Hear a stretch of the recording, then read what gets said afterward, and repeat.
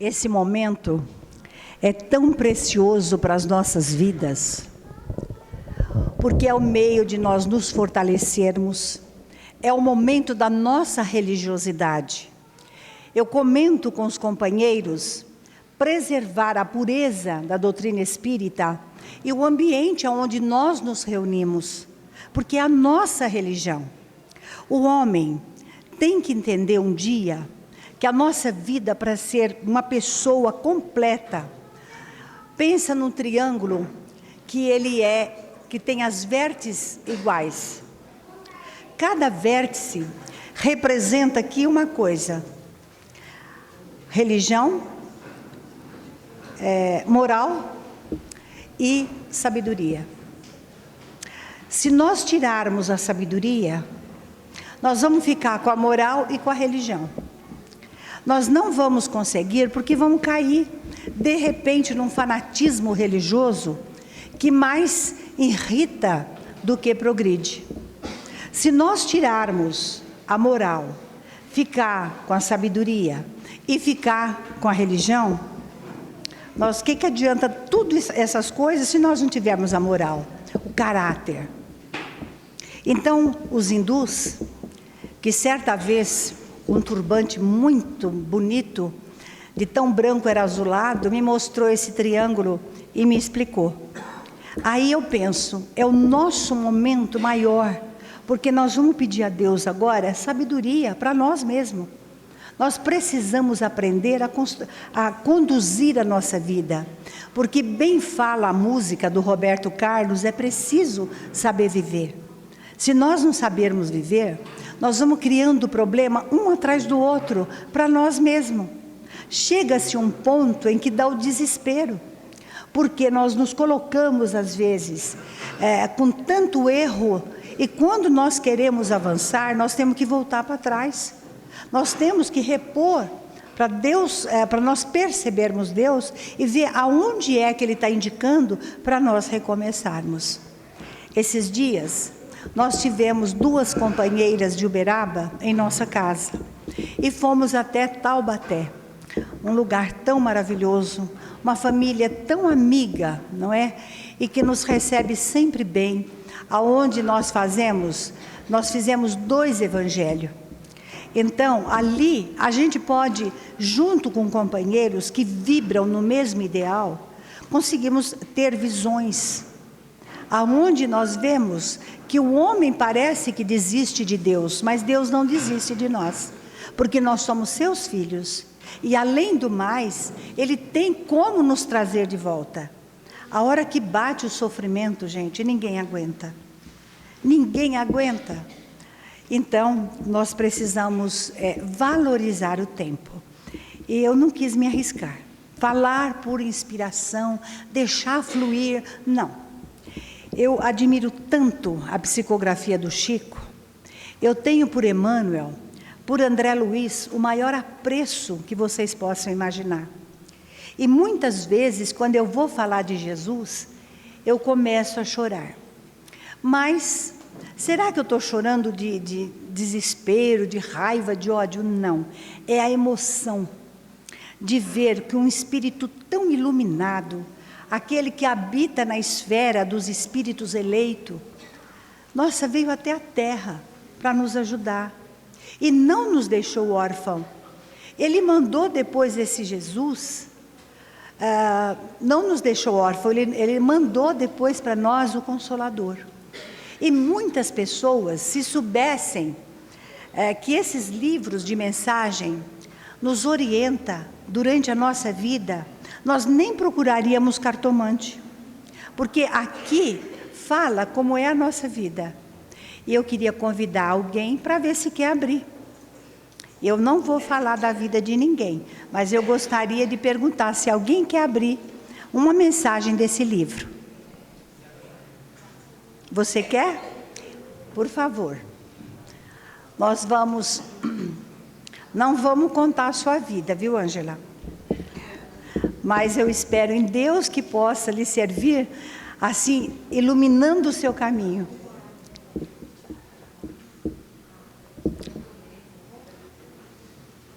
Então, vamos lá. Pois é. Zelo próprio. Ângela, veja bem, zelo próprio. É o que eu estava falando. Aqui é um convite para nós zelarmos mais por nós mesmos, tanto na parte física como na parte espiritual. Analisa depois tudo que nós vamos conversar, porque aí você vai ter orientação. Diz aqui, João, olhar por vós mesmos, para que não percais o vosso trabalho, mas antes recebais o inteiro galardão. Gente, olhar pelo seu trabalho. Aqui é o trabalho físico, mas também é o trabalho espiritual. Porque nós estamos encarnados na Terra. E Jesus foi muito claro.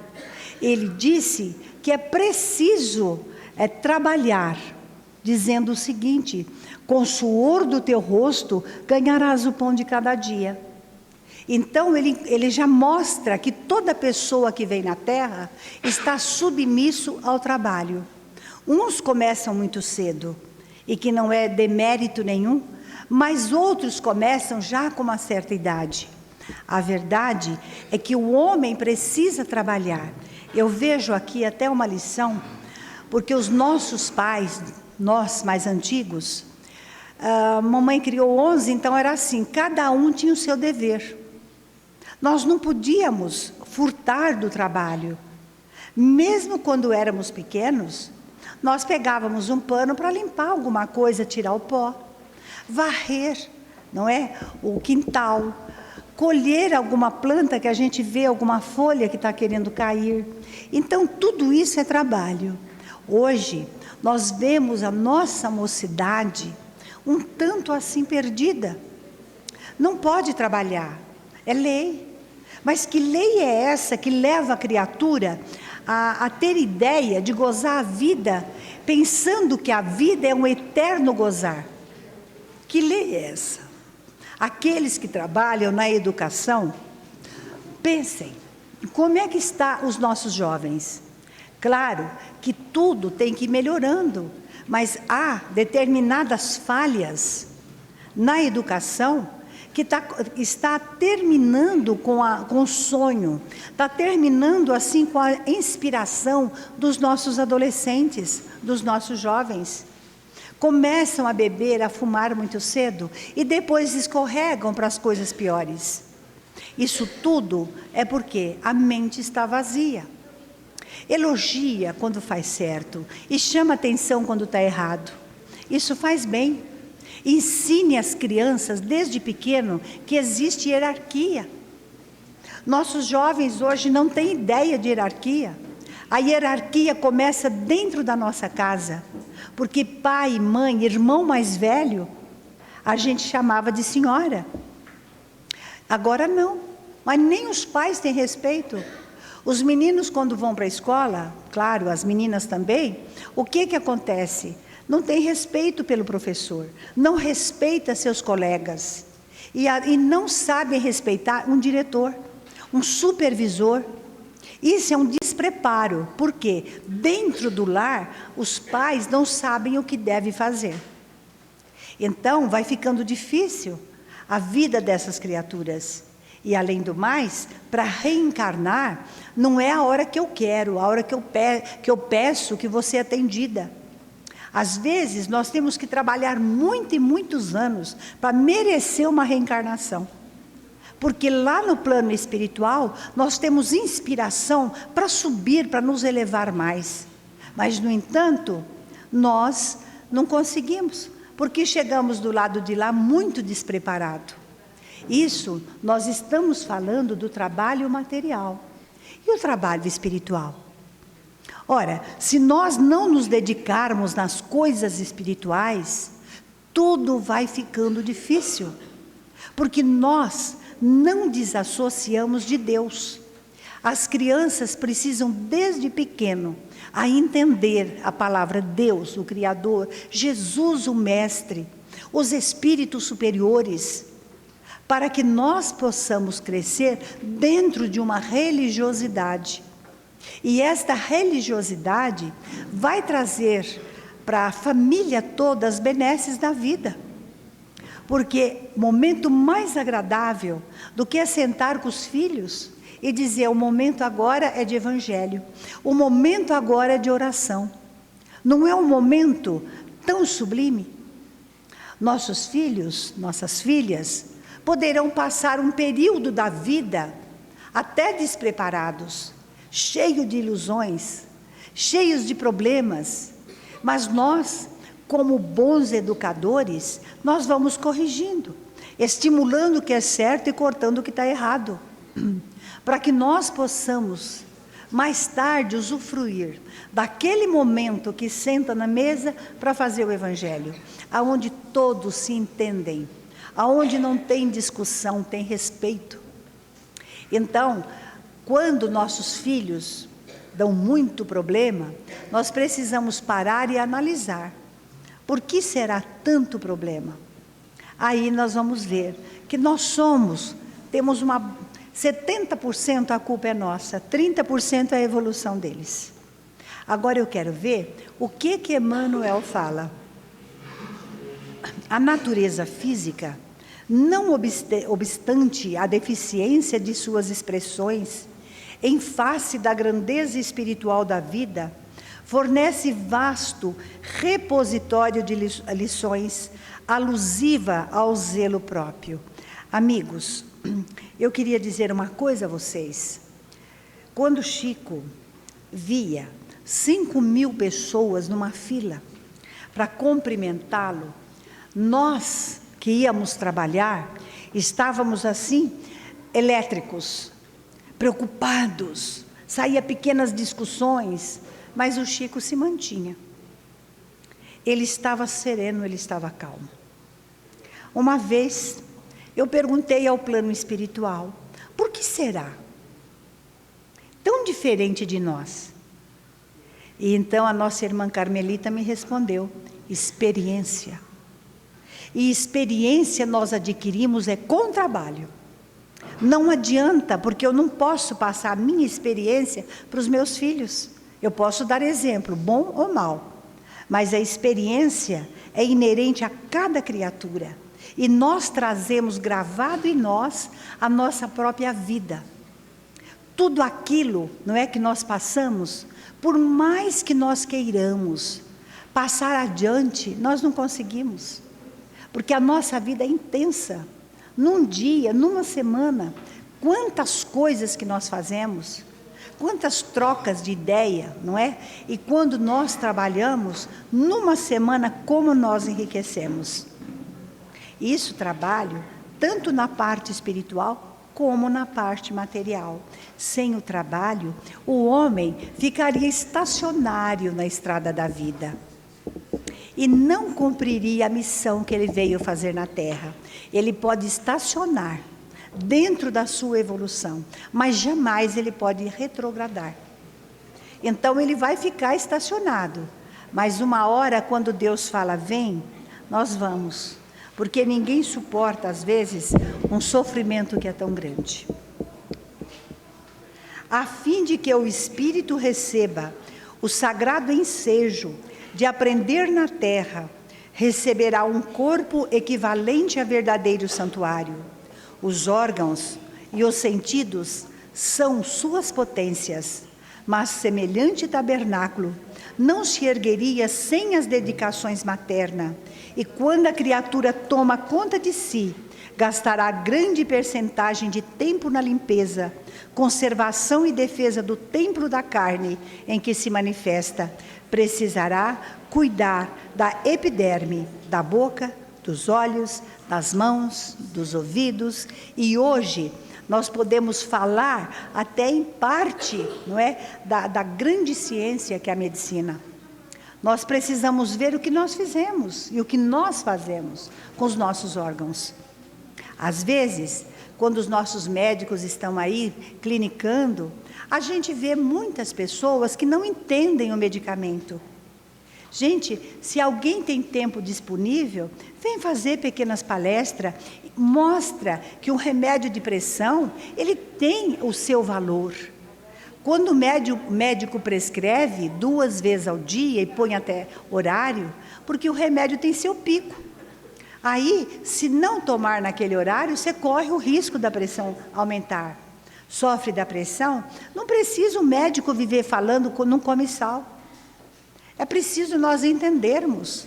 E quando o médico fala a respeito da diabetes, que é uma doença tão silenciosa e que dá tanta disciplina para o ser humano, não é? É porque nós temos que observar, até mesmo a nossa alimentação. Porque, caso contrário, nós podemos até antecipar a nossa ida para o plano espiritual. E que é terrível. Ao chegar do lado de lá, ver todas as possibilidades que Deus pôs na nossa mão e nós não aproveitamos. Como é maravilhoso o plano espiritual. Como é lindo. Quantas luzes que passam às vezes. A gente vê que a bênção de Deus cai sobre nós em mãos cheias. Não é pobre, Deus não é pobre. Então, por que nós temos que negligenciar? Por que virar as costas? Se tem espíritos que estão numa fila imensa para poder reencarnar, e nós estamos aqui, com esse tabernáculo sublime que é o nosso corpo. Vocês imaginem quanto tempo a natureza levou para nos dar a fala, por exemplo. 10 milhões de anos? É muito, mas gastou todo esse tempo para que nós possamos nos comunicar. Para de repente, nós não sabermos expressar e falar palavras de baixo calão. De repente, para nós denegrir a imagem de uma pessoa. De repente, para nós querer exterminar, matar até mesmo, assim, a esperança de alguém através da nossa fala. Olha quanto trabalho nós temos. Vocês sabem, quando nós despertamos para Jesus, o primeiro e o grande trabalho que nós temos é conosco mesmo. É nós sabermos que temos que nos reformar interiormente. Porque até então, nós não conhecíamos nada. Mas de repente Deus revela, é como se nós estivéssemos sentindo que um dia nós vamos para o lado de lá. Então, nesse momento, não é? É o momento em que nós vamos dizer, meu Deus, tenha misericórdia da minha alma. Tenha misericórdia de tudo que eu vou encontrar no plano espiritual. Mas não me deixa perder a fé. Mas vamos continuar com Emmanuel. Que acontecerá se algum departamento do corpo for esquecido? Excrescências e sujidades trarão veneno à vida. Se o quadro fisiológico, passageiro e mortal, exige tudo isso, que não requer de nossa dedicação, o espírito com seus valores eternos, se já recebeste alguma luz, desvela-te e não perdê-la. Gente, aqui o Espírito me passa uma imagem. Vocês vão me permitir falar um pouquinho só. Hoje, nós vemos o sexo ser tratado com tanta displicência, tanto do homem como da mulher. Se soubessem que toda vez que ultrapassa a linha da nossa intimidade e vice-versa, nós absorvemos um fluido daquela pessoa, daquele parceiro.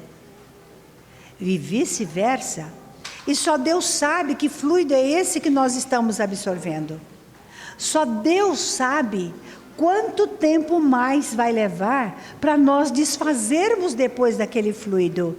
E fora que se nós nos ligarmos a determinados espíritos encarnados, cuja evolução é menor do que a nossa, se nós estamos no 2º degrau, ele pode estar no 1º. E esse espírito se ligar a nós, pobre de nós. Fiquem sabendo que nós vamos ter que tê-la ou tê-lo como irmão, como filho, como esposa. E que vai nos criar muito problema. Muito problema. Então, nós temos que honrar nossos compromissos. Nós temos que nos dedicar muito, sabe, à nossa própria moralização, para que amanhã nós não venhamos a chorar e retornar com pesados karmas, mais pesado do que esse que nós temos. Diz alguns mentores que quando alguém vai desencarnar, ou reencarnar, melhor falando, ele traz consigo toda a sua bagagem. Ele traz consigo tudo que ele vai precisar para evoluir. Então, nós precisamos entender que tem espíritos que não têm karma tão pesado. Eles vão se tornando mensageiros de Deus na Terra encarnado.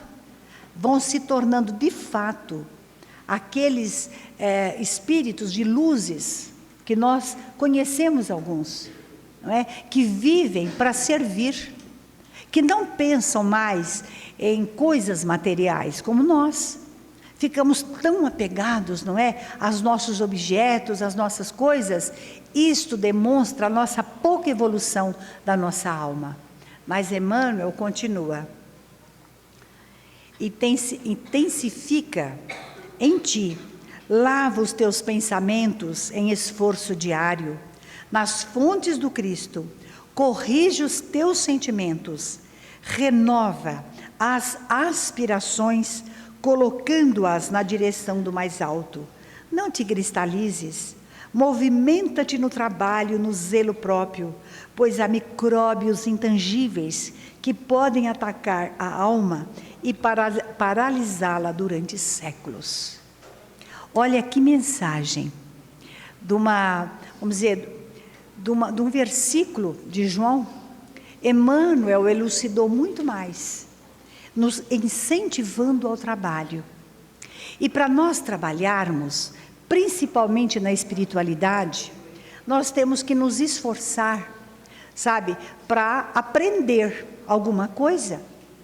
Aqui no Rede Vivo, nós temos trabalho na terça-feira, que é estudo. É uma equipe que vem há muitos anos, tem muita experiência e que pode ajudar muito.